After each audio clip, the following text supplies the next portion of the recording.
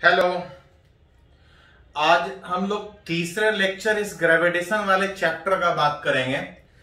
पिछले दो लेक्चर में हम लोग सीख रहे थे कि जिस तरह से इलेक्ट्रोस्टैट में फोर्स था, फील्ड था, पोटेंशियल एनर्जी था, बिल्कुल सेम तरीके से ग्रेविटेशन में फील्ड, फोर्स, पोटेंशियल एनर्जी सारा कुछ। इलेक्ट्रोस्टैट वाले और ग्रेविटेशन वाले में कोई अंतर नहीं होने के कारण सीधा सीधा हम लोग रिलेट करना सीखे थे कि इलेक्ट्रोस्टैट में ऐसा था तो ग्रेविटेशन में कैसा होगा। इसके बाद जो हम लोग पढ़ेंगे ये थोड़ा सा ग्रेविटेशन में अलग है, तो इसको थोड़ा सा आपको ध्यान देना पड़ेगा। और जनरली क्वेश्चन इधर से ही पूछता है। पिछले दो लेक्चर में जो पढ़े हैं पूछता है, बहुत ज्यादा नहीं पूछता है, एक आध बार गलती से पूछता है। हाँ, इधर वाला पूछता है, हमेशा पूछता है। और ग्रेविटेशन से हर साल एक क्वेश्चन, चाहे किसी भी एग्जाम में बात कीजिए, जेई में हो, नीट हो, एडवांस हो, कम से कम एक क्वेश्चन रहता ही रहता है। आज हम लोग बात करने का कोशिश करेंगे कि अगर अर्थ सरफेस के ऊपर, अर्थ के ऊपर अगर किसी पार्टिकल को अगर छोड़ा जाए, अर्थ के ऊपर किसी पार्टिकल को छोड़ा जाए तो वो नीचे गिरेगा, और जिस एक्सेलरेशन से वो नीचे गिरेगा, that acceleration is called as acceleration due to gravity. And that acceleration जिससे पार्टिकल गिर रहा है, जनरली हम लोग जी से रिप्रेजेंट करता है, that is called as acceleration due to gravity. पढ़ा है कि अगर किसी पार्टिकल को छोड़े तो अर्थ उसके ऊपर एक अट्रैक्टिव फोर्स अपने ग्रेविटेशन के कारण लगाएगा। जो फोर्स पर यूनिट मास होगा, that is called as acceleration due to gravity. Particle को अलग अलग हाइट पे रखिएगा, अर्थ अलग अलग फोर्स लगाएगा, क्योंकि पढ़े हैं कि फोर्स डिस्टेंस से भी डिपेंड करता है। अगर नियर द अर्थ सरफेस अगर बात कीजिएगा, अर्थ से बहुत ज्यादा ऊपर होने के बजाय, अंदर होने के बजाय, अगर अर्थ सरफेस के अगर नजदीक अगर बात कीजिएगा, उस एक्सेलरेशन ड्यू टू ग्रेविटी का value, that is force by mass, जहां पे फोर्स का वैल्यू, तो याद कीजिए, अर्थ एक सॉलिड स्फीयर जिसका कुछ मास और कुछ रेडियस। अगर ये पॉइंट बाहर है तो पढ़े हैं कि सॉलिड स्फीयर बाहर वाले पॉइंट के लिए एक पॉइंट मास की तरह से बिहेव करता है। ये बड़ा सा नहीं, ये पॉइंट मास सेंटर पे बिहेव करेगा, और ये एम पार्टिकल, इससे आर, जितना अर्थ का रेडियस है उतने डिस्टेंस पे होगा, तो जो फोर्स लगेगा GMM बाई RS। और जो फोर्स पर यूनिट मास है, that is acceleration due to gravity, जिसको हम जनरली जी से रिप्रेजेंट करते हैं। जहां पे देख सकते हैं mm वाला फैक्टर हट जाएगा, और उस एक्सेलरेशन ड्यू टू ग्रेविटी का जो वैल्यू आएगा, विच GM बाई RS, विच इस एक्सेलरेशन ड्यू टू ग्रेविटी का अगर वैल्यू का बात करें, तब पार्टिकल के मास के इंडिपेंडेंट मास वाला फैक्टर कट जा रहा है, जिसके कारण आप बोलते हैं कि आप कितना भी बड़ा पार्टिकल या कितना भी छोटा पार्टिकल अगर गिराएंगे अर्थ के ऊपर फ्री फॉल में, तो सारे का एक्सेलरेशन सेम होगा, सारा सेम समय में नीचे गिरेगा। Acceleration due to gravity is independent of उस पार्टिकल के मास पार्टिकल के मास पे डिपेंड नहीं करेगा कि कौन से पार्टिकल को गिरा रहा है। सारे पार्टिकल का एक्सेलरेशन अगर नियर द अर्थ सरफेस बात करें तो सेम होगा, विच GM बाई RS का, जहां पे G इज ग्रेविटेशन कांस्टेंट 6.67 गुना 10 to power -11, R is earth का रेडियस, M इज मास उस अर्थ का, जिसको अगर सोल्व करके निकालिएगा तो ये जो 9.81 मीटर जो पर सेकेंड स्क्वायर आता है किसी पार्टिकल का एक्सेलरेशन, वो अर्थ के नजदीक, अर्थ सरफेस के ऊपर। हाँ, इसी में थोड़ा सा कुछ और भी पढ़ना है कि ये तो हम लोग जो बात की वो अर्थ सरफेस के नजदीक, नियर द अर्थ सरफेस। क्योंकि क्वेश्चन में पूछा जाता है कि अगर पार्टिकल को बहुत ऊपर से गिरा है या पार्टिकल को अर्थ के इनसाइड एक होल क्रिएट करके अगर उसके अंदर गिराए तो एक्सेलरेशन कितना होगा। अर्थ के ऊपर, अर्थ के अंदर या अलग अलग फैक्टर में इस एक्सेलरेशन पे क्या इफेक्ट होगा, थोड़ा सा उसके बारे में पढ़ना है। विच वेरिएशन इन जी। अलग अलग कंडीशन में अगर बात कीजिए तो सबसे पहले यहां पे आता है due to change of planet.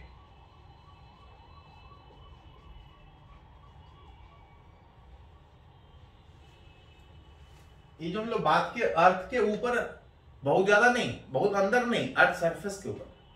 क्योंकि क्वेश्चन ऐसा पूछा जाएगा कि अर्थ के बजाय अगर किसी और प्लैनेट पे या मून के ऊपर अगर किसी पार्टिकल को गिराया जाए तो क्या तब भी उस एक्सेलरेशन का वैल्यू 9.81 ही होगा। तो देखिए due to change of planet अगर बात करें,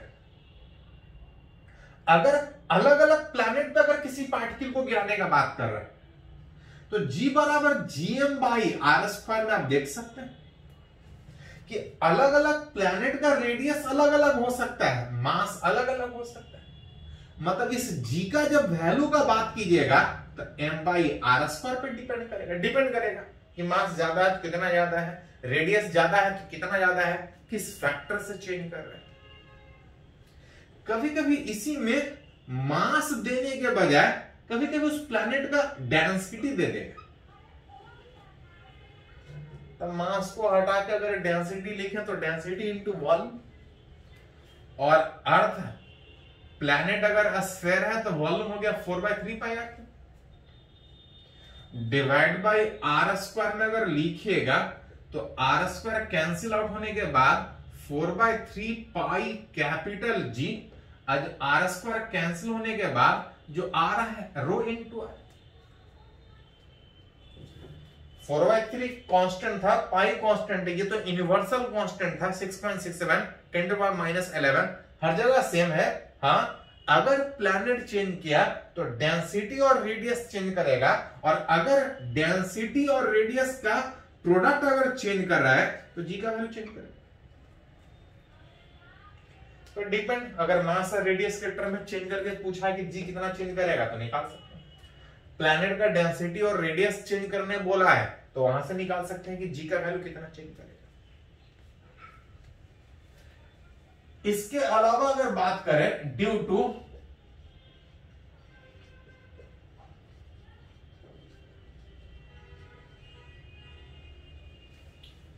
हम लोग बात कर रहे थे जी का वैल्यू 9.81, ये तब है जब अर्थ स्फेरिकल था और अर्थ के ऊपर हम लोग बात कर रहे थे, बहुत ज्यादा ऊपर नहीं, बहुत कम ऊपर नहीं, अर्थ के ऊपर बात कर रहे थे।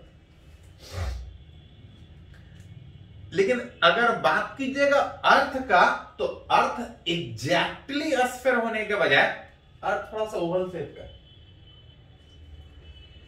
अर्थ ओवल शेप में अर्थ एग्जैक्टली स्फेरिकल होने के बजाय थोड़ा सा एलिप्टिकल फॉर्म में है, जहां पे अर्थ के इक्वेटर पे जो रेडियस है अर्थ के पोल के तुलना में ज्यादा है। ये अप्रोक्सीमेटली 21 किलोमीटर का अंतर है। अर्थ अपने एक्सिस के अबाउट रोटेट करता है, इक्वेटर पे थोड़ा फैला हुआ, वहां पे रेडियस कुछ ज्यादा, अब पोल का रेडियस कुछ कम। कितना कम? 21 किलोमीटर के डिफरेंस होने के कारण अगर रिलेट कीजिएगा तो जो जी का वैल्यू होगा एज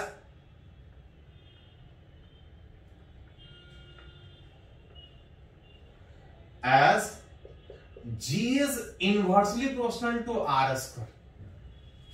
फॉर अर्थ अगर बात कर रहे हैं, अब प्लैनेट चेंज करेगा तो इस तरह से सोच सकते, जिसमें इक्वेटर पर रेडियस ज्यादा होने के कारण वहां पे अगर बात कीजिएगा तो जी इक्वेटर पे कम होगा उस पोल के कंपेयर। जितना ज्यादा रेडियस जी का वैल्यू कम, विच इक्वेटर का रेडियस ज्यादा होने के कारण इक्वेटर पे जी का वैल्यू कम, अब पोल पे जी का वैल्यू ज्यादा होगा, थोड़ा सा। तो इस तरह से कुछ फैक्टर है जिसके ऊपर डिपेंड कर रहा है कि अलग अलग चेंजेस करेंगे तो जी चेंजेस करेगा। इसी में अगर और बात करें विथ हाइट,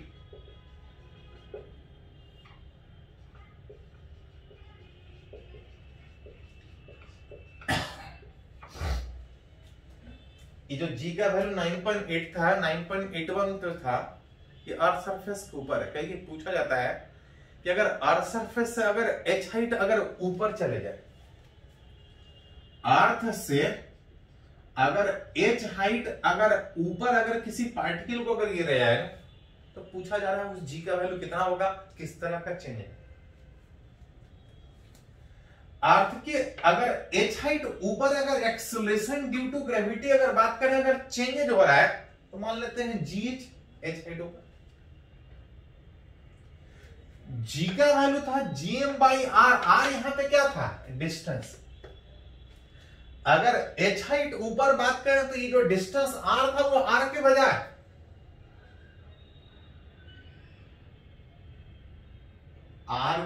वहां पे आर प्लस एच आएगा। आर क्या था यार, तो आर था कि अगर अर्थ के ऊपर पार्टिकल को अगर अर्थ सरफेस करना देख, तो ये बड़ा वाला नहीं, ये पॉइंट मास आर डिस्टेंस पे बिहेव कर रहा था।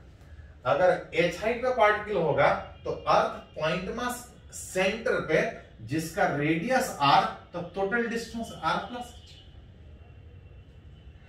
इस कैपिटल जीएम को हटा के अगर स्मॉल जी के टर्म में लिखें, तो कैपिटल जीएम को हटा के जी आर स्क्वायर कुछ ऐसा लिख सकते हैं, जिसमें अगर आर स्क्वायर कॉमन निकाल के अगर डिवाइड कर दे, तो जी एच हाइट पे जो बचेगा, आर कॉमन निकलेगा, आर स्क्वायर कॉमन निकलेगा, 1 प्लस एच बाई आर का होल स्क्वायर। मतलब जैसे जैसे एक ऊपर जाएंगे एच बढ़ेगा, एच बढ़ने का मतलब ये बढ़ेगा, जी का वैल्यू घटेगा, जी डिक्रीज। कौन सा रिलेशन से, तो कुछ इस रिलेशन से। हाँ, इसी में कभी कभी पूछा जाता है कि हम ऊपर जा रहे हैं लेकिन बहुत कम ऊपर जा रहे हैं।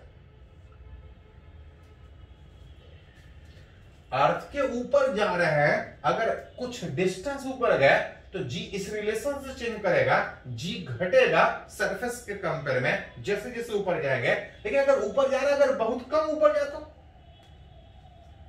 तो अगर बहुत कम ऊपर जाए, इसको अगर थोड़ा सा लिखना चाहे तो g into 1 plus H by R का पावर -2 लिख सकते हैं। और अगर h बहुत कम है r से, तो डिवाइड करेंगे तो बहुत कम है। अगर ये 1 से बहुत कम है, तो शायद पढ़े होंगे 11th में बाइनोमियल थ्योरम कि 1 प्लस अगर इस x का वैल्यू अगर बहुत कम है, तो जितना पावर है वो सिंपली मल्टीप्लाई हो जाएगा।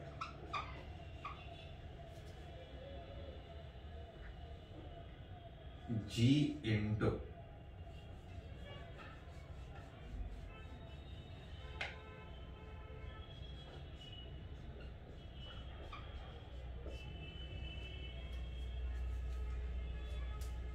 ऊपर जा रहे हैं, एच हाइट तो इतना चेंज कर रहा है। ये रिलेशन जनरली हम लोग तब यूज करते हैं जब एच का वैल्यू अगर दिया हो r/2, r/4, r/8 इस तरह से। अगर h का वैल्यू r के कंपेरेबल है तो इस तरह से, लेकिन h अगर बहुत कम है, मतलब बहुत ज्यादा ऊपर जाने के बजाय बहुत कम ऊपर जा रहा है, तो इस h g का वैल्यू इस रिलेशन से आसानी से निकाल सकते। विथ इसी में कभी पूछा जाता है परसेंटेज चेंज, तो परसेंटेज चेंज क्या होता है, तो चेंज बाय ओरिजिनल इनटू 100। इसको अगर इधर लेके आइएगा तो GH माइनस जी जो आएगा 2H by R, GH minus g. जी इसके साथ भी था, जिसे डिवाइड कीजिएगा तो आप यहां से रिलेट कर सकते हैं -2H बाई आर इंटू 100। लेकिन ये दोनों रिलेशन तब वैलिड है जब बहुत कम ऊपर जा रहे हैं। This will give percentage change कि h ऊपर जाने के बाद g में कितना परसेंटेज का चेंज, g में कितना चेंज। लेकिन तब जब कम ऊपर जा रहे हैं, ज्यादा ऊपर जाएंगे तो कुछ इस तरह से रिलेशन से g चेंज करेंगे। चलो इसको थोड़ा सा नोट कीजिए। तो कुछ और भी पॉइंट है जिसे अर्थ के ऊपर बात की, इसी में करके पूछा जाता है कि अगर अर्थ के इनसाइड अगर जाए तो जी किस तरह चेंज करेगा। पहले उसको थोड़ा नोट कर लीजिए।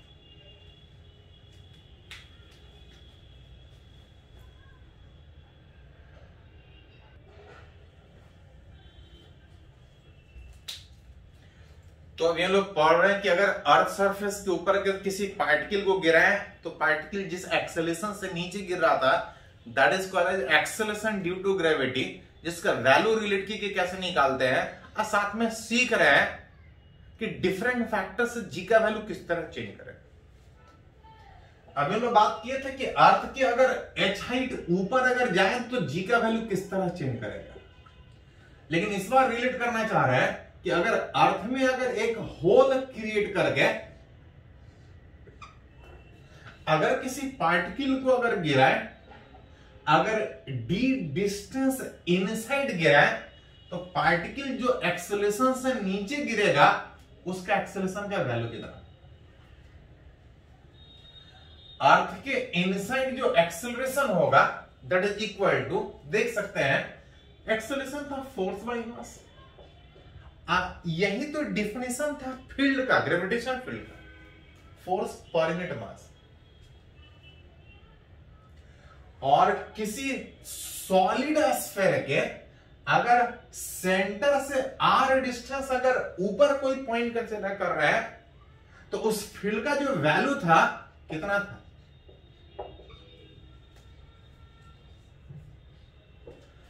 जिसमें ये जो डिस्टेंस लिया जाता है वो सेंटर से, लेकिन यहां पे जो हम लोग लेना चाह रहे हैं वो सरफेस से डी डिस्टेंस। तो इस आर को हटा के हम लिख सकते हैं which capital R minus D.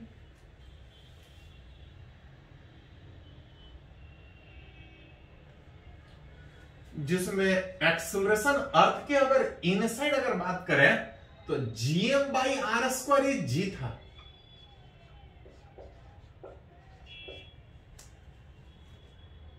Small g acceleration due to gravity surface पे, अर्थ सरफेस पे which GM by R square. इस आर को डिवाइड करें, एक्सेलरेशन ड्यू टू जो ग्रेविटी आ रहा है आप देख सकते हैं अर्थ सरफेस से डी डिस्टेंस इनसाइड अगर किसी पार्टिकल को गिराए तो जो एक्सेलरेशन होगा 1 माइनस डी बाई आर से चेंज करेगा। जैसे जैसे अंदर जाइएगा 1 माइनस में होने का मतलब जी का वैल्यू घटे।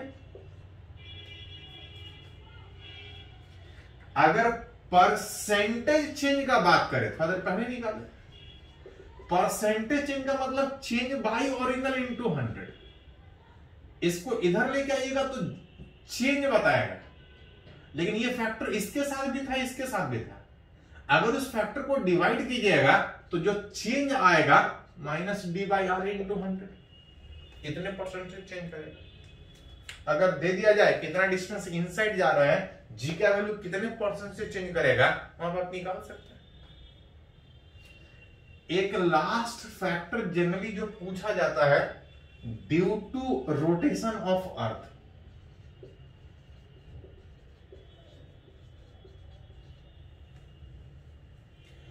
ये जो सारा जी का बात कर रहे थे, एक्सेलरेशन ड्यू टू का, ग्रेविटी का जो बात कर रहे थे, ये तब बात कर रहे थे जब अर्थ को रेस्ट में मान के चल रहे थे। क्योंकि पूछा जाता है कि अर्थ रेस्ट में होने के बजाय अगर अर्थ को अगर अपने एक्सिस पे रोटेशन में अगर मान के चले, पढ़े हैं कि अर्थ अपने एक्सिस के बाद रोटेट करता है, 24 आवर में रोटेट करता है विथ एंगुलर स्पीड अगर बात कीजिएगा 2 पाई बाई टाइम पीरियड, और टाइम पीरियड अर्थ का कितना होता है विच इज 24 आवर। रिलेट करना चाह रहा है कि अगर किसी पार्टिकल को अर्थ सरफेस के ऊपर अगर गिरा छोड़े तो एक्सेलरेशन कितना होगा। जैसे किसी पार्टिकल को अर्थ सरफेस पर रखिएगा तो इसका वेट किधर लगेगा, नीचे। नॉर्मल किधर, ऊपर। नॉर्मल वेट के बराबर, लेकिन ये तब है जब अर्थ को रेस्ट में मान के चलिएगा। अगर अर्थ रोटेट कर रहा है तो अर्थ के ऊपर रखा हुआ पार्टिकल भी रोटेट करेगा। इन रोटेटिंग फ्रेम अगर बात करें, याद कीजिए थोड़ा सा, रोटेटिंग फ्रेम में न्यूटन्स लॉ वैलिड नहीं है, और अगर आप चाहते हैं कि न्यूटन्स लॉ वैलिड हो तो एक सेंट्रीफ्यूगल फोर्स, याद कीजिए, सेंटर से away m omega square r बैठाना पड़ेगा। अगर वो पार्टिकल थीटा एंगल पे इस तरह से रखा है, थीटा इधर से भी ले सकते हैं, अगर थीटा इस इक्वेटर लाइन से, अगर अर्थ के इक्वेटर लाइन से अगर थीटा ले तो ये थीटा तो ये वाला थीटा, और ये थीटा का मतलब ये थीटा होगा। तब आप रिलेट कर सकते हैं कि इस अर्थ सरफेस के परपेंडिकुलर अगर पार्टिकल ना ऊपर जा रहा है ना अंदर जा रहा है, in rotating frame for perpendicular to earth surface, ना पार्टिकल ऊपर जा रहा है ना नीचे जा रहा है, उस समय अगर बात कीजिएगा तो n प्लस इसका कंपोनेंट ऊपर जाएगा, m omega square r cos theta is equal to m। Normally n बराबर mg था, लेकिन तब था जब अर्थ रेस्ट में था। जब अर्थ को रोटेशन में सोच रहे हैं तो इस फोर्स का एक कंपोनेंट उधर लगे। तब अगर उस n का वैल्यू का बात कीजिएगा तो mg minus m omega square r is, जहां पे पार्टिकल रखा है उस रेडियस में घूम रहा है, जनरली हमको देगा अर्थ का रेडियस। इस राइट एंगल ट्रायंगल में 90 के सामने हाइपोटेनस में r, इधर r बराबर आ जाएगा r cos थीटा। ये r का वैल्यू इनटू एक cos थीटा और था, जिसको रिलेट कीजिएगा तो जो नॉर्मल आ रहा है mg minus m omega square r into cos square theta, जो कि ध्यान दे सकते हैं कि पहले जब नहीं कुछ बोल रहा जा रहा था नॉर्मल mg के बराबर, लेकिन अब mg से कुछ अलग, जिसको अगर mg डैश अगर लिखे दैट मींस g जो नया वाला होगा,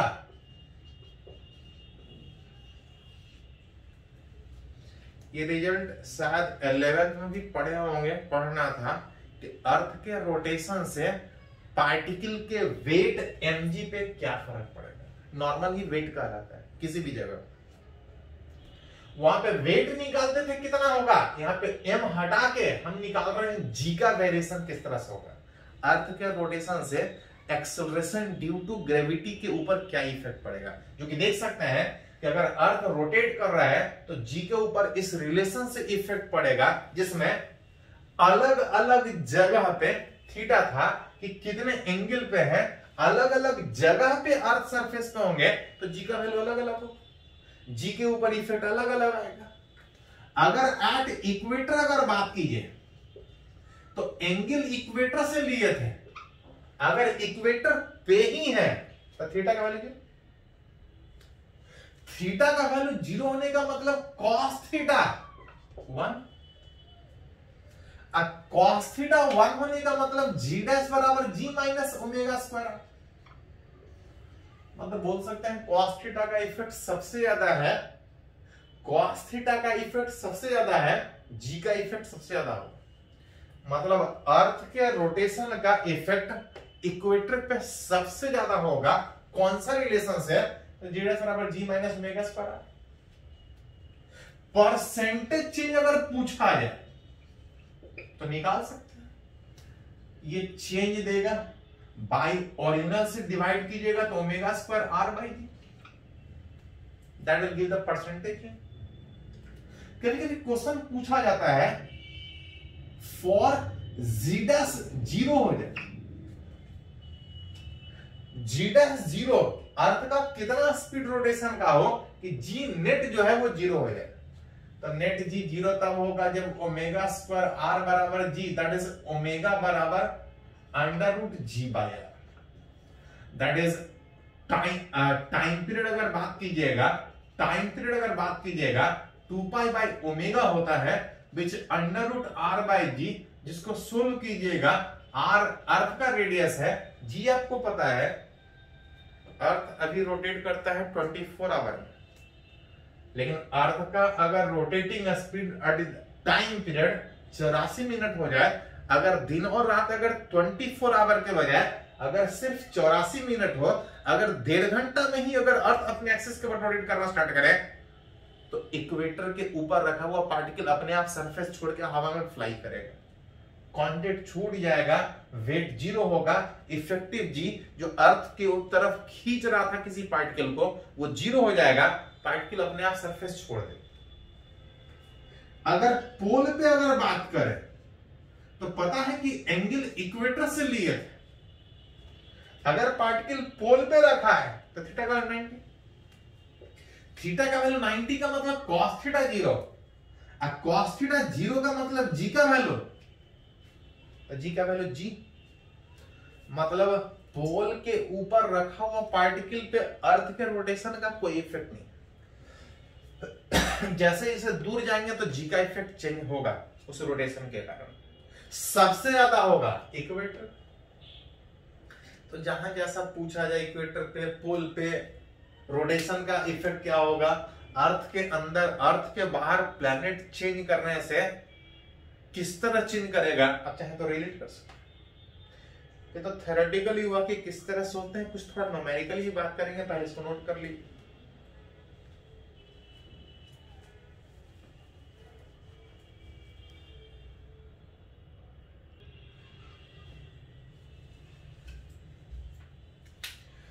तो अगर लोग बात की एक्सेलरेशन ड्यू टू ग्रेविटी की अर्थ सरफेस के ऊपर अगर किसी पार्टिकल को छोड़ा जाए तो जिस एक्सेलरेशन से गिरेगा तो उसका वैल्यू कितना होगा, कैसे रिलेट करेंगे। साथ में ये भी सीखे कि वो किस तरह से अलग अलग कंडीशन में चेंज करेगा। कुछ थोड़ा सा न्यूमेरिकली अगर बात करें, जैसे पे एग्जांपल बात कर रहे हैं, बोल रहा है the value of g that is acceleration due to gravity, बोल रहा है at a height h above the earth surface, earth से h हाइट ऊपर उस g का जो वैल्यू है, बोल रहा है is same as that a distance d below it. Earth से h हाइट जितना ऊपर उस g का वैल्यू है उतना ही d डिस्टेंस अर्थ के इनसाइड। पढ़े हैं कि अर्थ के ऊपर अगर h हाइट बात करें तो g का वैल्यू कितना होगा, तो g का वैल्यू था g by 1 plus h by r का होल स्क्वायर, लेकिन अगर h बहुत छोटा था तो इसका वैल्यू था 1 माइनस 2h।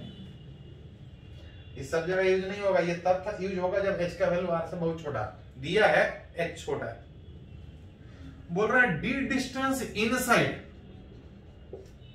तो अंदर में चाहे छोटा हो चाहे बड़ा यही रिलेशन। g वाला फैक्टर हट जाएगा, 1 वाला फैक्टर हटने के बाद, माइनस माइनस हटने के बाद, r हटने के बाद 2g बाई टी, 2h बराबर टी। तब पूछ रहा है इस h बाई डी का वैल्यू कितना होगा, तो यहां से निकाल सकते। तो फॉर्मूला सिंपल है, अलग अलग कंडीशन में जिस तरह से बोला जाए आप यूज कर सकते। जैसे एक और क्वेश्चन है, बोल रहा है find the time period of SHM of a particle if it released from rest inside a hole dug along the chord of earth. Earth a sphere है, बोल रहा है अर्थ के कॉर्ड के अलोंग, कहीं इस तरह से डायमीटर के अलोंग बोलता था, डायमीटर के अलोंग बात करते हैं। बोल रहा अर्थ के कॉर्ड के अलोंग अगर किसी पार्टिकल को अगर रेस्ट से छोड़े तो पूछ रहा है कि पार्टिकल एसएचएम करेगा और साथ साथ वो जो एसएचएम करेगा उसका टाइम पीरियड पूछ रहा है। एसएचएम का टाइम पीरियड निकालने के लिए पहले हमको ये प्रूफ करना पड़ेगा कि एसएचएम करेगा। जैसे इस पार्टिकल को इस होल के अंदर छोड़ेंगे, कहीं पे छोड़ रहा है, अर्थ इसको अपनी ओर खींचेगा, किधर खींचेगा, तो अर्थ अपनी ओर सेंटर की तरफ खींचेगा। लेकिन पता है कि उधर पार्टिकल नहीं जाएगा, पार्टिकल इस तरह से कहीं इधर जाएगा। अगर थीटा एंगल अगर इसको अगर कंसीडर करें तो फोर्स हो जाएगा एफ कॉस थीटा। अर्थ अपनी ओर खींचेगा एफ फोर्स से, लेकिन उधर जाने के बजाय इधर जाएगा, किस वाले फोर्स के कारण, एफ कॉस थीटा के कारण। मान लेते हैं कि ये जो होल है सेंटर से एक्स डिस्टेंस कहीं हो, कुछ डिस्टेंस पे इस तरह से हम कुछ डिस्टेंस पे होल कॉर्ड किया जाएगा, ये डी मानते हैं, और जैसे जैसे नीचे जाएगा इसका डिस्टेंस भी चेंज करेगा। तो मान लेते हैं एट एनी मोमेंट अगर वो x से डिस्टेंस पे है, x जनरली वेरिएबल, पार्टिकल ऊपर नीचे करेगा तो x चेंज करेगा। पार्टिकल को अगर SHM प्रूव करना है तो नेट फोर्स ऑन पार्टिकल जिसके कारण जो मोशन होगा विच F cos थीटा, जहां पे F इज व्हाट, अर्थ उस पार्टिकल को अपनी ओर कितने फोर्स से खींचता है। अगर ये डिस्टेंस r, कुछ डिस्टेंस होगा अलग अलग समय अलग अलग, अगर ये सेंटर से r डिस्टेंस पर अगर वो पार्टिकल है तो पढ़े हैं कि r सरफेस के अंदर जो फोर्स लगेगा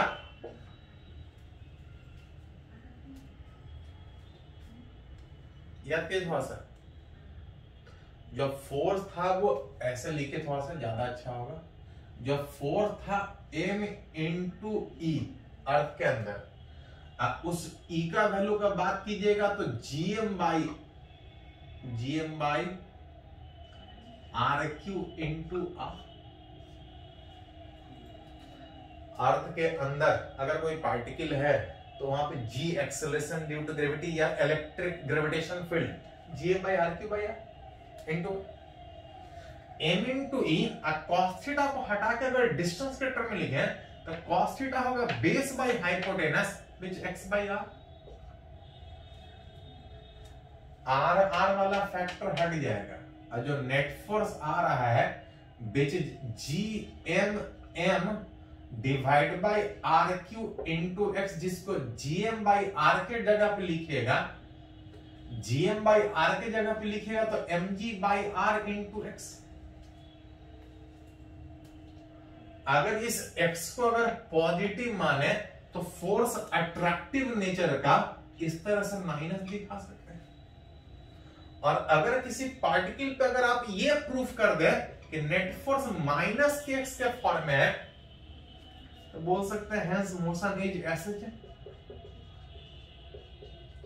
मतलब जैसे ही इस होल में इस पार्टिकल को अगर यहां से x डिस्टेंस पे गिराइएगा, फोर्स अट्रैक्टिव नेचर में अगर F बराबर माइनस के x के फॉर्म में है, बोल सकते हैं कि मोशन SHM होगा। With what is the time period, with time period याद कीजिए SHM का टाइम पीरियड होता है t बराबर 2 pi under root m by k, जहां पे 2 pi under root m by k में k के जगह पे आ रहा है mg बाई r। mm वाला फैक्टर हटेगा और जो बचेगा under root r by g, r is radius of earth, g acceleration due to gravity. दोनों का वैल्यू पता है, थोड़ा देर पहले इस तरह से एक वैल्यू यूज किए थे। जो टाइम पीरियड है it is independent of d। ये होल कितने डिस्टेंस पे अर्थ के अंदर किया हुआ है, होल यहां रहे डायमीटर के लॉन्ग, कहीं भी होल पंच कीजिएगा, अगर उस होल में अगर पार्टिकल को गिराइएगा तो सारे केस में टाइम पीरियड सेम 84 मिनट आता है। उस तरह से वो SHM करेगा। यहां रखिए या यहां रखिए या ऊपर रखिए, कहीं से भी छोड़िएगा, हल्का भी ऊपर नीचे करे, ज्यादा भी ऊपर नीचे करे, सारे का टाइम पीरियड सेम। याद कीजिए SHM एम्पलीट्यूड के इंडिपेंडेंट होता है। हल्का ऑक्सीलेशन है, ये ज्यादा ऑक्सीलेशन हो, टाइम पीरियड उसके ऊपर नहीं फर्क पड़ता है। छोटा ऑक्सीलेशन होगा तो धीरे धीरे होगा, बड़ा ऑक्सीलेशन होगा तो स्पीड में होगा, उतने ही टाइम पीरियड में होगा, 84 मिनट। तो जैसा क्वेश्चन पूछा जाए जिससे रिलेटेड जिस तरह का बात यूज करना हो आप यूज कर सकते हैं। पहले इसको थोड़ा नोट कर लीजिए।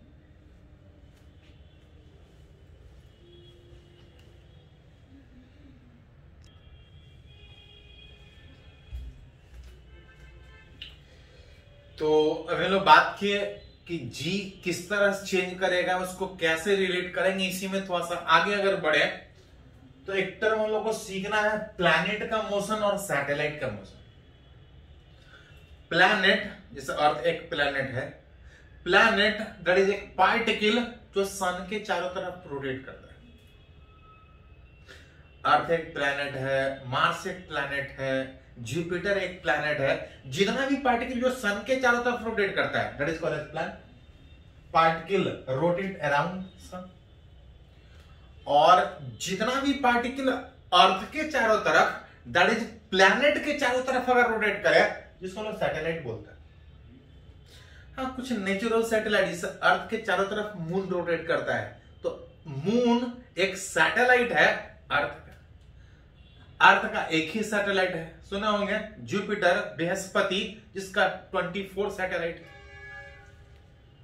तो जितना भी पार्टिकल जो सन के चारों तरफ रोटेट करता है, that is called as planet. अब प्लैनेट के चारों तरफ रोटेट करता है सैटेलाइट, दोनों का मोशन एक ही जैसा है, बस अंतर यह है कि कोई सन के अराउंड रोटेट करता है और कोई प्लैनेट के चारों तरफ रोटेट करता है। उसी में कुछ टर्म हम लोग को सीखना है, कुछ न्यूमेरिकली रिलेट करना है कि जो प्लैनेट के चारों तरफ रोटेट कर रहा है, जो सन के चारों तरफ रोटेट कर रहा है, किस तरह से रोटेट कर रहा है, कितने स्पीड, कितने टाइम के साथ, उसको कैसे रिलेट करेंगे, उसके बारे में थोड़ा सीखना है। कुछ टर्म है जहां पे सबसे पहले अगर बात करें केपलर्स लॉ, तो केपलर्स का 3 लॉ एक करके हम लोग प्रूफ करते, हम लोग पढ़ेंगे। जिसमें सबसे पहले अगर बात करें तो इसको बोलते हैं Kepler's law of orbit. Actually sun के चारों तरफ जो प्लैनेट रोटेट करता है, वो सर्कुलर पाथ में रोटेट करने के बजाय एलिप्टिकल पाथ में रोटेट करता है। सन के चारों तरफ जो प्लैनेट रोटेट करता है, वो एलिप्टिकल पाथ में रोटेट करता है। First proposed by Kepler's, all planet moves in elliptical orbit with sun as center। हाँ, जब हम कैलकुलेशन का बात करते हैं तो सन के सेंटर मान के जब प्लैनेट चारों तरफ रोटेट करता है, रोटेट एलिप्टिकल पाथ में रोटेट करता है। लेकिन कैलकुलेशन को थोड़ा सिंपल मानने में, सिंपल मान के हम लोग सर्कुलर मान के ही चलते हैं, लेकिन एक्चुअली एलिप्टिकल पाथ में रोटेट करते हैं। तो चाहे सैटेलाइट का मोशन का बात करें, प्लैनेट का मोशन का बात करें, सारा एक ही जैसा है। तो अभी हम लोग थोड़ा सा न्यूमेरिकली बात करने का कोशिश करेंगे। सैटेलाइट का मोशन और प्लैनेट का मोशन दोनों एक ही जैसा है, एक ही तरीके से सोच सकते हैं। According to Kepler's elliptical path में रोटेट करता, लेकिन जब तक नहीं कुछ बोला कि हम लोग सर्कुलर मान के कैलकुलेशन कुछ अगर कैलकुलेट करना है, जिसमें अगर मान के चले कि सन के चारों तरफ, आप अर्थ के चारों तरफ सैटेलाइट मान सकते, सन के चारों तरफ प्लैनेट का मोशन कंसीडर कर सकते। अगर अर्थ का बात करें तो कुछ मास होगा, कुछ रेडियस होगा।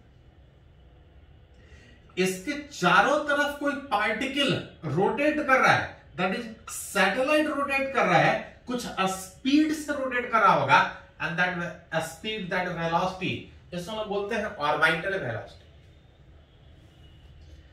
अर्थ के चारों तरफ सैटेलाइट, मून नेचुरल सैटेलाइट है, सुनते होंगे कि बहुत सा सैटेलाइट अर्थ से छोड़ा जाता है। इस नासा या इंडिया का इसरो स्पेस में सैटेलाइट जो वेदर फोरकास्ट या डिफरेंट सैटेलाइट कम्युनिकेशन, अलग अलग पर्पस के लिए यूज करते हैं। सारे का कैलकुलेशन एक ही जैसा कि पार्टिकल अर्थ के चारों तरफ रोटेट कर रहा है, कुछ रेडियस में रोटेट कर रहा होगा, कुछ स्पीड से रोटेट कर रहा होगा, and that velocity is called orbital velocity, जिससे वो रोटेट कर रहा होगा। तो कहीं कहीं पूछा जाता है कि सर्कुलर पाथ में अगर कोई पार्टिकल रोटेट कर रहा है तो कितने स्पीड से रोटेट करे।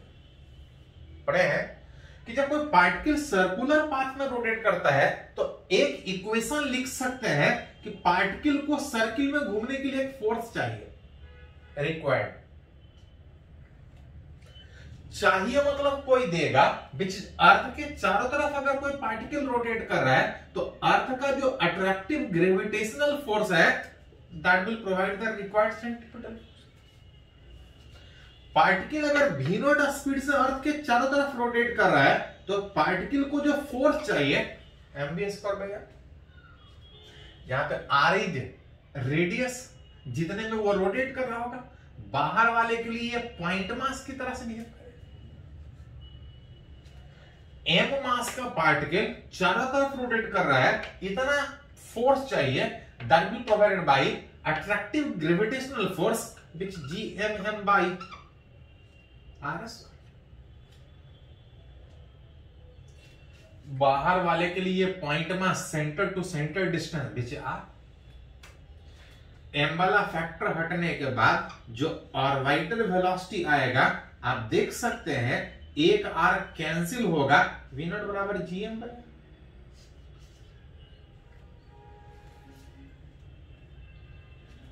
जिसमें जितने अलग अलग डिस्टेंस पे पार्टिकल रोटेट करेगा, पार्टिकल उतने अलग अलग स्पीड से, और जो ऑर्बिटल वेलोसिटी होगा वो इसके मास के इंडिपेंडेंट, विच इज मून जो रोटेट कर रहा है।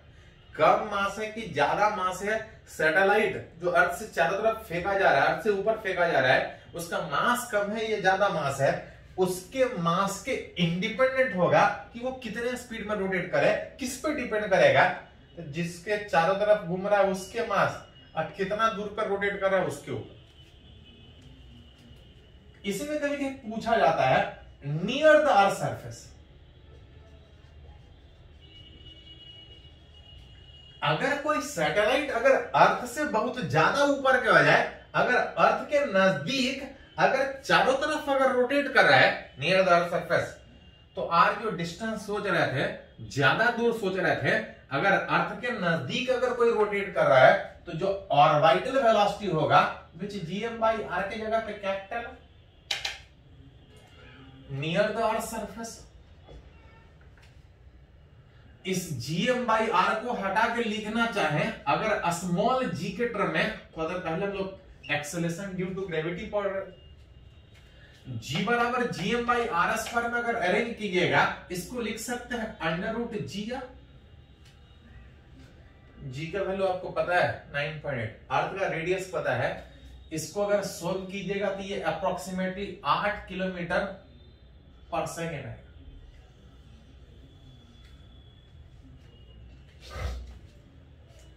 बाकी सब पता है, बैठा सकते हैं।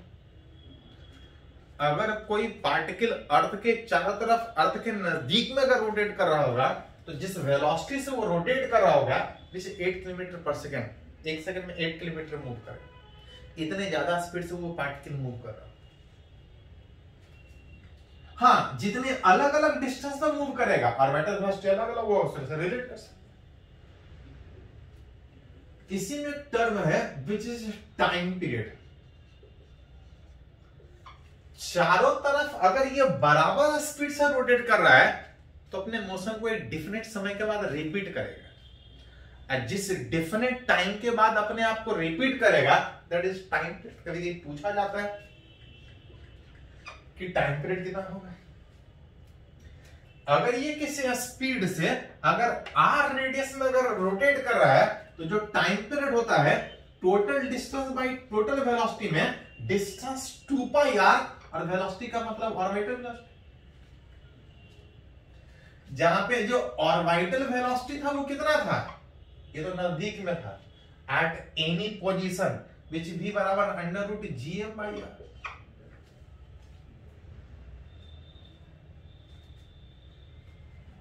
अरेंज करके लिखिएगा तो आ जाएगा 2 पाई अंडर रूट जीएम, ये आर का पावर 3 बाई 1 था, ये और जाएगा।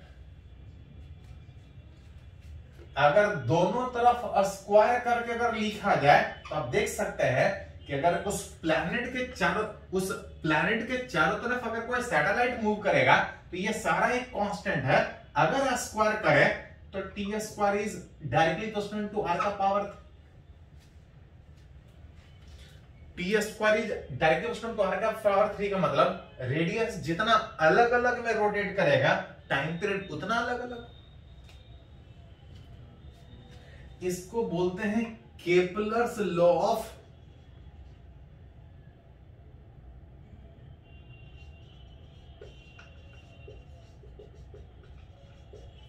केपलर्स का 3 लॉ है। पहला लॉ कि जितना भी प्लैनेट जो सन के चारों तरफ रोटेट करता है वो एलिप्टिकल पाथ में रोटेट करता है। हाँ, कैलकुलेशन थोड़ा सिंपल मानने के लिए हम लोग उसको सर्कुलर मान के कैलकुलेट करते हैं, और डिफरेंट पाथ में जब सर्कुलर पाथ पे रोटेट करेगा उसका कुछ टाइम पीरियड होगा, और जो टाइम पीरियड होता है वो आर की पावर 3 पे डिपेंड करता है। T square is directly proportional to R का पावर 3, जिसमें बोलते हैं Kepler's law of time period, कि जितने अलग अलग ऑर्बिट में अगर रोटेट करे उसका टाइम पीरियड कितना होगा, चाहे तो यहां से निकाल सकते हैं।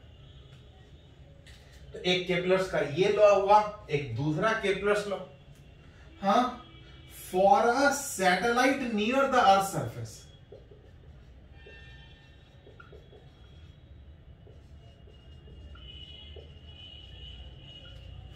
अगर कोई सैटेलाइट अगर अर्थ सरफेस के अगर नजदीक हो तो अर्थ सरफेस के नजदीक अगर टाइम पीरियड अगर बात कीजिएगा तो कुछ नहीं, 2 पाई आर, स्मॉल आर की जगह कैपिटल आर √GM/r। अगर अर्थ सरफेस के नजदीक तो सेंटर से डिस्टेंस आर की जगह कैपिटल आर, जिसको लिखिएगा तो 2 पाई आर, ये GM/r ये वाला था, जिसमें अगर इसको थोड़ा सा अरेंज कीजिएगा तो 2 पाई √r/g। r/g का मतलब कितना,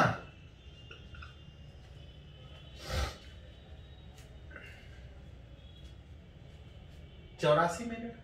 मतलब अगर कोई सैटेलाइट अर्थ के नजदीक अगर अर्थ के चारों तरफ घूम रहा है, आर्टिफिशियल कुछ सैटेलाइट हम लोग कम्युनिकेशन पर्पस में यूज करते हैं, वो बहुत ज्यादा ऊपर होने के बजाय अर्थ के काफी नजदीक होता है, और उसका जो टाइम पीरियड होगा अगर अर्थ सरफेस के नजदीक हो 84 मिनट, 84 मिनट में ही वो चारों तरफ घूमेगा। इसी में अगर टर्म अगर याद कीजिए, फॉर जियो स्टेशनरी सैटेलाइट, नाम सुने हो?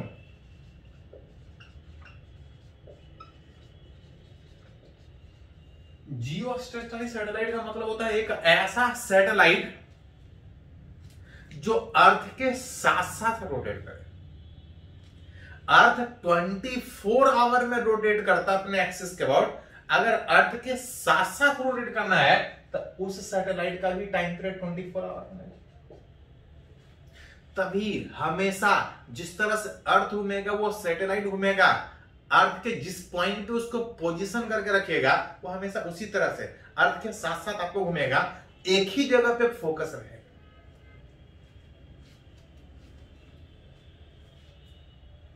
अर्थ के नजदीक अगर कोई सैटेलाइट रोटेट करा तो उसका टाइम पीरियड इतना था, हम चाहते हैं कि ऐसा सैटेलाइट बनाना जिसका टाइम पीरियड 24 आवर।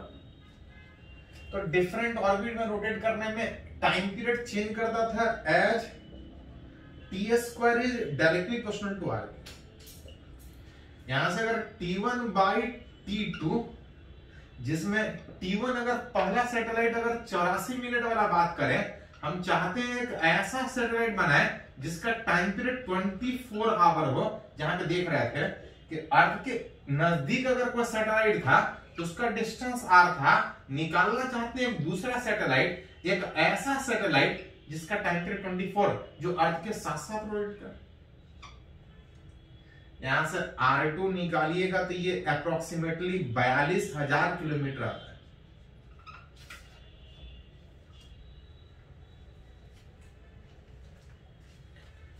अर्थ के सेंटर से 42 सोल्व करके आप निकाल सकते हैं। यहां से ये अर्थ का रेडियस 6400 किलोमीटर, अर्थ के सेंटर से 42,000 किलोमीटर अगर कोई सैटेलाइट को रखिएगा तो जिस तरह से अर्थ रोटेट कर रहा है वो सैटेलाइट भी उसी तरह से रोटेट करेगा, हमेशा अर्थ के एक ही पॉइंट पर फोकस करेगा। लेकिन याद कीजिए ये जो डिस्टेंस था वो सेंटर से लेते हैं, क्योंकि पूछा जाता है कि अर्थ के सरफेस से कितना ऊपर, h अगर सरफेस से निकालिएगा तो सेंटर से 42,000, अर्थ का रेडियस 6400 होता है, लगभग 6000 हटा दिए 36,000।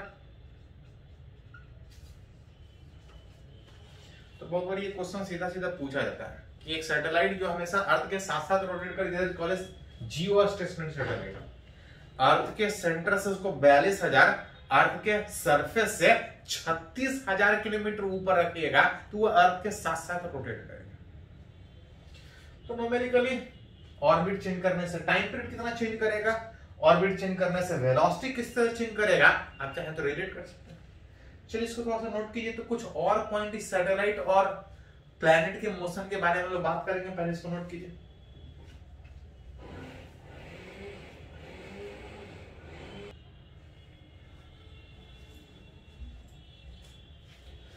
तो हम लोग बात कर रहे हैं प्लैनेट और सैटेलाइट का मोशन, दिस इज प्लैनेट जो सन के चारों तरफ रोटेट करे, और सैटेलाइट जो प्लैनेट अर्थ के चारों तरफ रोटेट करे। मतलब बात की वेलोसिटी कितना होगा डिफरेंट ऑर्बिट में रोटेट करने में, साथ साथ टाइम पीरियड कितना होगा, उसी में थोड़ा सा टर्म लोग बात करना चाह रहे हैं कि सन के चारों तरफ या अर्थ के चारों तरफ पार्टिकल जब रोटेट करने का बात हो रहा था तो जनरली एलिप्टिकल पाथ में रोटेट करता है। हाँ, जब तक नहीं कुछ बोला जाए उसको हम लोग सर्कुलर मानते हैं, कैलकुलेशन था सिंपल मानने के लिए करते थे।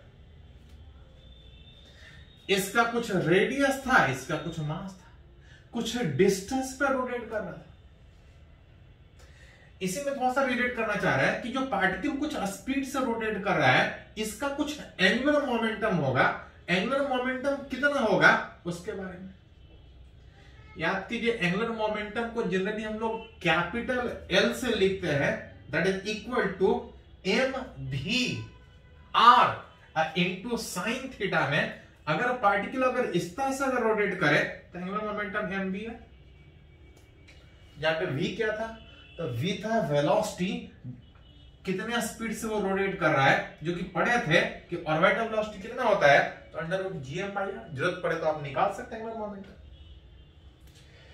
एंगुलर मोमेंटम तो निकाल सकते हैं। हाँ, इसी में थोड़ा सा कुछ और भी बात करेंगे, याद के थोड़ा सा पार्टिकल एलिप्टिकल पाथ या सर्कुलर पाथ में जो रोटेट कर रहा था इस अट्रैक्टिव ग्रेविटेशनल फोर्स के कारण।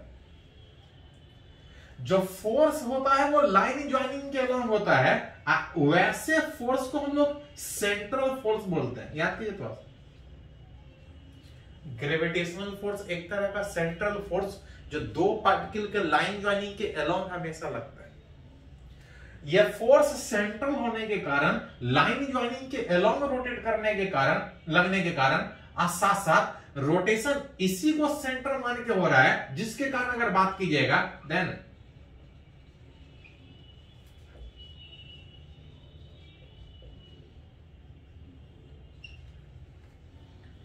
टॉर्क होता है फोर्स इनटू डिस्टेंस, नहीं फोर्स इनटू परपेंडिकुलर डिस्टेंस। जिसके अबाउट घूम रहा है, अगर फोर्स उसी से पास कर रहा है तो उस फोर्स का टॉर्क जीरो होगा। और याद कीजिए पढ़े होंगे 11th में कि अगर किसी पार्टिकल पे जो टॉर्क जीरो होगा, देन जो एंगुलर मोमेंटम होगा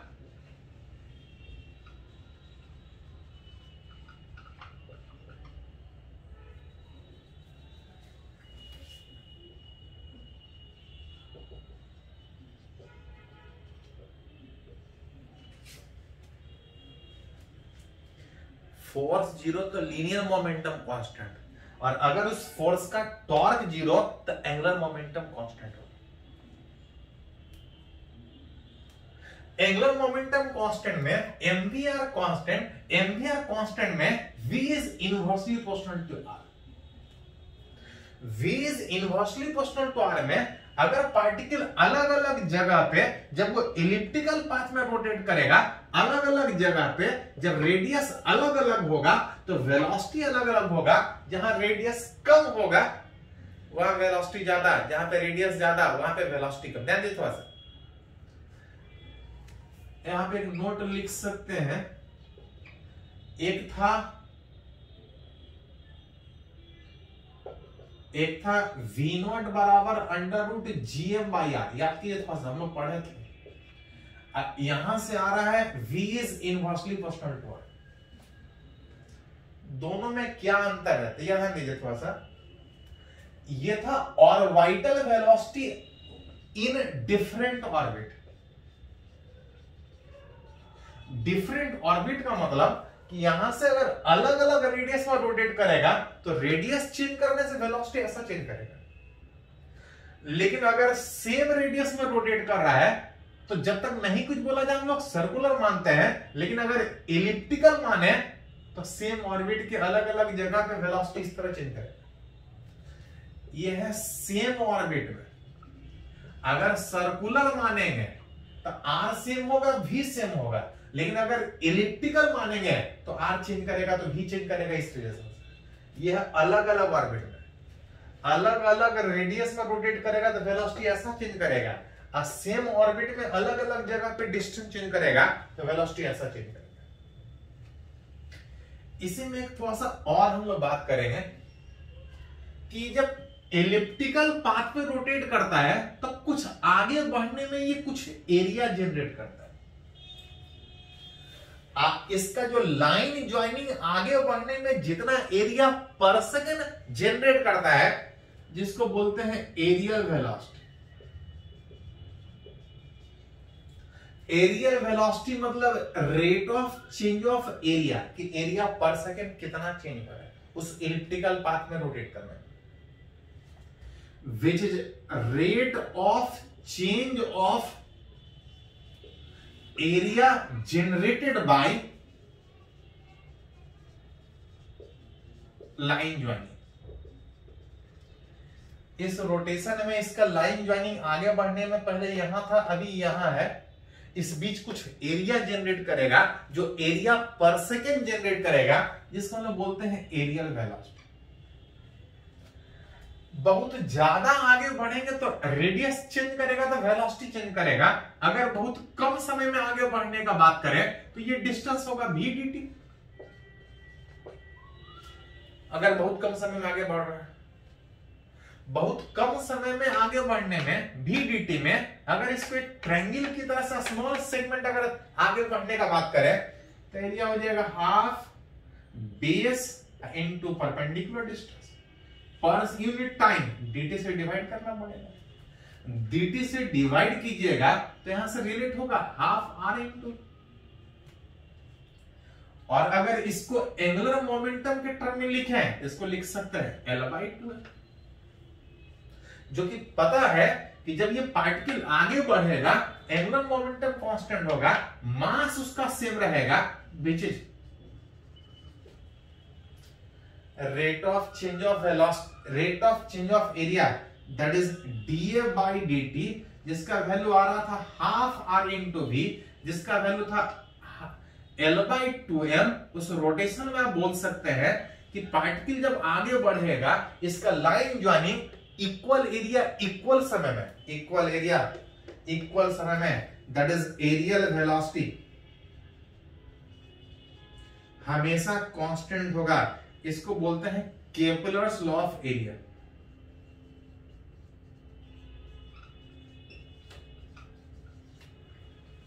कि जब ये इलिप्टिकल पाथ पर रोटेट करेगा तो इसका जो लाइन ज्वाइनिंग है आगे बढ़ने में कुछ एरिया जनरेट करेगा, जो एरिया पर सेकेंड जनरेट करेगा, that is called areal velocity. इसका इक्वल एरिया इक्वल समय में जनरेट करेगा, इसका वैल्यू हमेशा कांस्टेंट होगा, that is called Kepler's law of orbit. जब इलिप्टिकल पाथ पे रोटेट करेगा इसका लाइन ज्वाइनिंग आगे बढ़ने में पर सेकेंड जो एरिया जनरेट कर रहा है वो हमेशा इक्वल होगा। इसमें एक और टर्म कभी पूछा जाता है एनर्जी, कि पार्टिकल जब रोटेट कर रहा है तो उस रोटेशन में एनर्जी कितना होगा, इसको थोड़ा सा नोट कर लीजिए।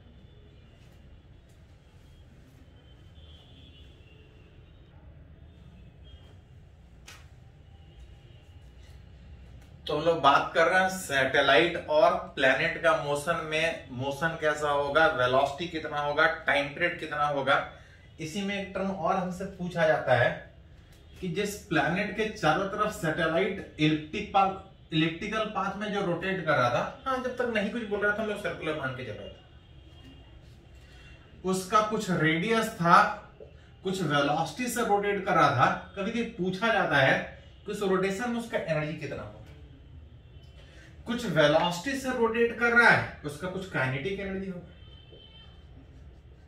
काइनेटिक एनर्जी उस ऑर्बिटिंग पार्टिकल जो रोटेट कर रहा है, काइनेटिक कितना था, हाफ mv, और उस पार्टिकल जो रोटेट कर उसका वेलोसिटी कितना था, तो पढ़े हैं कि जो ऑर्बिटल वेलोसिटी होता है वो √gm/r स्क्वायर कीजिएगा तो आ जाएगा gm/r। अरेंज करके लिख सकते हैं gmm/2r। पार्टिकल कुछ स्पीड से रोटेट कर रहा था, किसी के फील्ड में रोटेट कर रहा था, और अगर कोई पार्टिकल अगर किसी के फील्ड में तो उसका कुछ पोटेंशियल एनर्जी होगा। इलेक्ट्रोस्टैट में पोटेंशियल पढ़े थे Q into V, Q charge V potential में रखा हो। अगर यहां पे पोटेंशियल का बात कीजिएगा तो m मास का पार्टिकल अगर दूसरे के फील्ड में रखा है तो m into V is potential. ये m मास का पार्टिकल इसके फील्ड में है, इसका पोटेंशियल कितना, तो बाहर वाले पॉइंट के लिए ये पॉइंट मास की तरह से बिहेव करेगा, potential which minus G M by R, attractive nature होने के बाद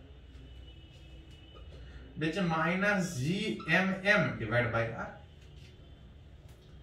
पार्टिकल जो रोटेट कर उसका कुछ काइनेटिक एनर्जी भी है, कुछ पोटेंशियल एनर्जी भी है। कभी कभी पूछा जाता है उसका टोटल एनर्जी कितना होगा, the sum of kinetic plus potential. Kinetic था G M M divide by 2r, अब पोटेंशियल जी माइनस में r, जिसको अगर अरेंज कर लिखिएगा आप निकाल, कभी बोलेगा कि ऑर्बिट चेंज करने से काइनेटिक एनर्जी बढ़ रहा घट रहा, पोटेंशियल एनर्जी बढ़ रहा घट रहा, टोटल एनर्जी कितना चेंज करेगा आप निकाल सकते।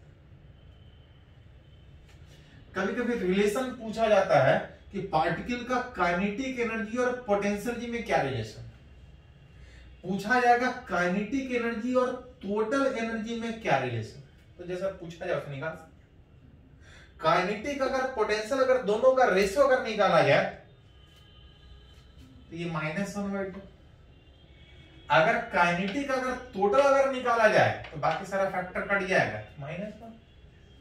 यहां से अरेंज करके लिख सकते हैं u बराबर -2 k बराबर माइनस, हाँ ये निगेटिव एनर्जी, टोटल एनर्जी उस पार्टिकल का निगेटिव बता रहा है स्टेबिलिटी। जितना ज्यादा किसी पार्टिकल का निगेटिव में एनर्जी होगा उतना स्टेबल होगा, उस ऑर्बिट से दूसरे ऑर्बिट में लेके जाने में आपको उतना ज्यादा एनर्जी चेंज करना पड़ेगा। तो कहीं पूछेगा कि पहले इस ऑर्बिट में रोटेट कर रहा है, किसी और ऑर्बिट में लेके जाने में कितना एनर्जी, तो जितना एनर्जी चेंज करेगा उतना आपको देगा। तो एनर्जी से रिलेटेड क्वेश्चन पूछा जाता है, एनर्जी से रिलेटेड बात करें, चलिए इसको नोट कर लीजिए। बाकी एक लास्ट टर्म बचा है एस्केप वेलोसिटी, नेक्स्ट लेक्चर में हम लोग बात करेंगे।